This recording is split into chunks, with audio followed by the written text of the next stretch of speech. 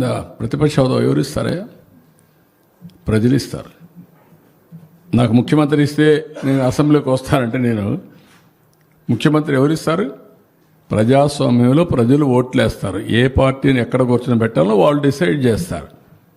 మీరు చేసిన అరాచకాలు అన్యాయాలు చూసిన తర్వాత మీరు ప్రతిపక్ష హోదా కూడా తగరనే ఉద్దేశంతో 11 సీట్లు ఇచ్చారు. ప్రతిపక్ష పార్టీ కావాలంటే ఎన్ని సీట్లు కావాలి?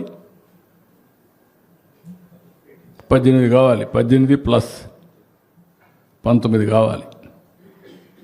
17.5 ప్లస్ 1 18.5 19 కావాలి. 19 ఉంటే వస్తుంది. అప్పుడు ఇవ్వరు. అది రైట్, హక్కు, ప్రజలిచ్చే అవకాశం, అది ప్రజలిచ్చే అధికారం. రాజకీయ ప్రభుత్వం ఇచ్చేది కాదు ఇవన్నీ. ఇంతకుముందు 94లో కాంగ్రెస్ పార్టీ ప్రతిపక్ష హోదా ఇవ్వలేదే. 26 మంది గెలిచారు. అప్పుడు ఇవ్వలేదు. ఎందుకు ఇవ్వలేదు?